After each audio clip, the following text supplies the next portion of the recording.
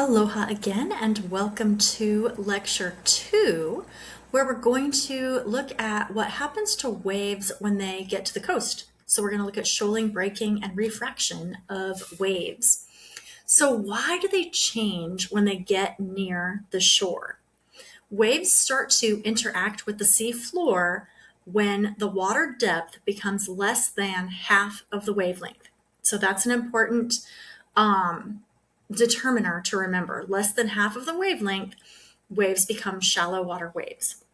That friction of the seafloor slows waves down.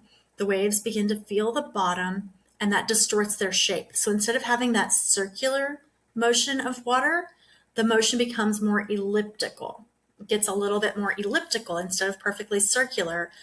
And once that happens, almost everything about the wave begins to change too. Its height, its speed, its shape, and all of those things that are changing set up a wave for breaking and refraction. And that's what we're going to talk about. So this diagram shows what happens. C equals celerity in this case. And you can see over here we have a deep water wave. It does not feel the bottom. It has no effect from the bottom. It's still perfectly circular in the water motion, and the depth is greater than half of the wavelength here. This is the point at which the depth is half of the wavelength of these waves. So when we get here, you can see that water motion is more elliptical than circular because this wave feels the bottom. And when we get to 1/20th of the wavelength, that's when waves begin to break.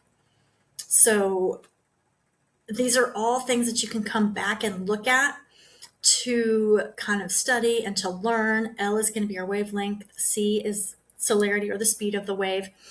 And this will be a helpful diagram to look at as you study and to get more clear on the waves.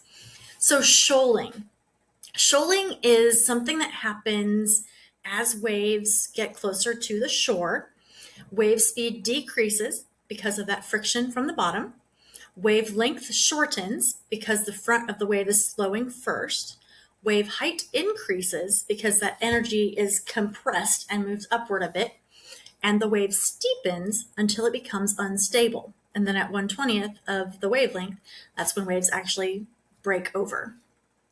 So shoaling is just the process of all of this happening. So why do the wavelengths shorten? The key point here is that the wave period stays the same. So that means the time between crests doesn't change as the wave enters shallow water. But if the wave slows down, but the period remains the same, the wavelength has to shorten. Okay, so it's that process of how it all fits together. So that essentially means that the waves bunch up, making them steeper and more powerful as they approach the shore. Now, waves break when the wave crest becomes too steep or it outruns that bottom part of the wave. Okay, the orbital motion becomes squashed into an elliptical shape. We showed you that in the diagram. And the top part of the wave starts to push forward. The exact way a wave breaks depends on the shape of the seafloor and how quickly the base slows down. But when the waves get to 1/20th when the bottom gets to 1/20th of the wavelength, that's when waves actually begin to break. And you can see that happening here in this diagram as well. This diagram isn't necessarily all that different from the other one that I showed you, but you can see the process happening. We have deep water waves here. Waves begin to feel the bottom here. We could get really picky and call this maybe an intermediate wave since the wave motion isn't actually turning elliptical yet. Here it's elliptical, so this is definitely a shallow water wave. And then as we're getting close to 1/20th of the wavelength, we're getting to the breaking point of a wave. So 3 types of breakers. Spilling breakers occur on gentle slopes and they produce long, rolling white water. They're chill waves. They can be surfed, but they're usually maybe for real surfers, a little boring to surf.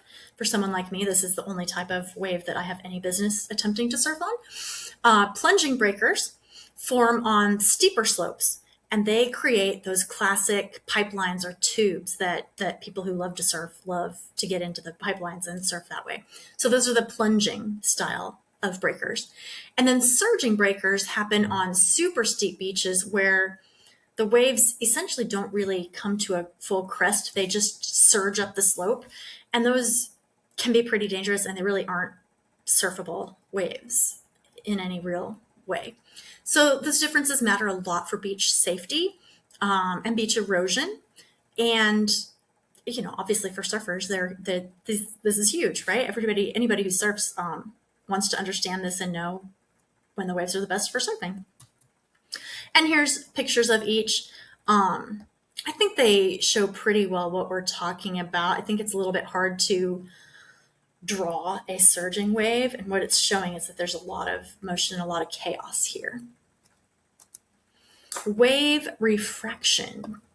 So wave refraction redistributes energy along the coastline. Headlands, the parts that stick out, we talked about those in week 4, I believe. The headlands receive more wave energy because waves bend toward them. Bays receive less energy, allowing sand to accumulate. So that's why so many beaches form in bays while rocky cliffs are at the headlands.